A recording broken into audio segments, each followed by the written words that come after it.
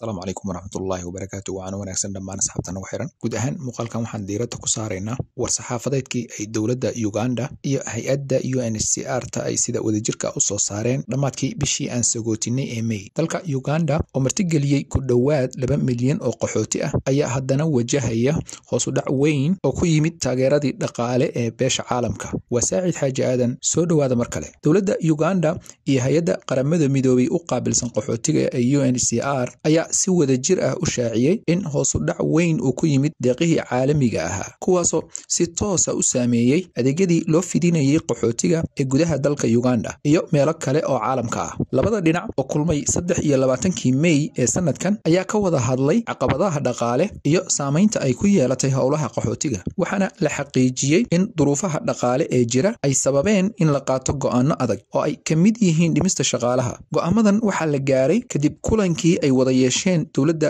Uganda iyo UNHCR warmurtiyeedku waxa uu si qoto dheer u muujiyay sida ay uga xun yihiin saameynta go'aamadan ay ku yeelan doonaan shaqaalaha iyo qaxootiga iyadoo la tilmaamay in arrintani tahay qayb ka mid ah hoos u dhaca ku yimid taageeradii caalamiga ahayd ee arrimaha bini'aadantinimada waxaana mar kale la adkeeyay in xiriirka xooggan ee ka dhaxeeya dowladda Uganda iyo UNHCR ta uu salka ku hayo wadajir iyo ballanqaad ay ka midaysan yihiin sidii loo sii wadi lahaa adeegyada qaxootiga wargelin muhiim ah xarunta saacid agency waxay ka caawinaysaa guud ahaan adeegyada kala ah diyaarinta kaysaska sixidda kaysaska khaldamay turjumidda kaysaska qabashada ballanta faraha ka jawaabidda interviewga iyo tala bixinta dhammaan wixii interviewga la xiriira xaruntu waxay ku taalaa Kisenyi gaar ahaan agagaarka masjidu dacwa suuqa dhanka midig ka xiga ee Jubilee Complex wixii faahfaahin ah fadlan kala xiriir nambarada shaashada kaaga muuqda waxay sidoo kale muujiyeen sida labada dhinac uga go'an tahay in la ilaaliyo daahfurnaanta lana sii wado bixinta adeegyada muhiimka ah ee qaxootiga loogu talagalay go'aankan cusub ee hoos u dhaca ku yimid taageerada caalamiga ah ee qaxootiga gaar ahaan Uganda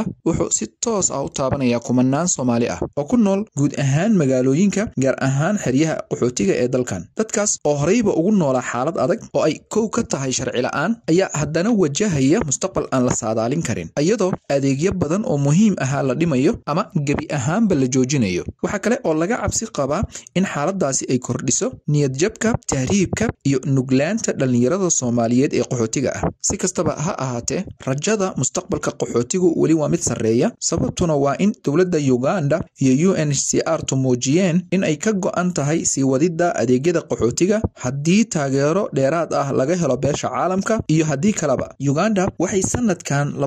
2025 kaliya martigelisay in ka badan 110,000 oo qaxooti cusub ah taasoo ka dhigaysa tirada guud ee qaxootiga dalkan ku sugan 1.9 milyan si kastaba ha ahaatee UNHCR ta Uganda waxay shaacisay in budgetka la heli karo kaliya yahay 17% miisaaniyadii loogu talagalay sanadkan 2025 taasoo halis ku ah siyaasadda Uganda ee tusaalaha u ah caalamka taasoo ku salaysan wadamqashada iyo difaaca qaxootiga ugu dambeyn haddii aad ka heshay muuqaalkan waxa naga xasuusin ah inaad muuqaalka like garayso saaxiibadaada la wadaagto si uu meelo fog u gaaro dadkuna uga faa'iideystaan wixii talo ama tusaale ah waxaad noogu reebi kartaa qaybta commentiska hana hilmaamin inaad subscribe tiraahdo si xogaha aan channelkan ku soo gudbinno aysan marna ku dhaafin intaan warbixintan mid lamid ah ku kulmi doono nabadgelyo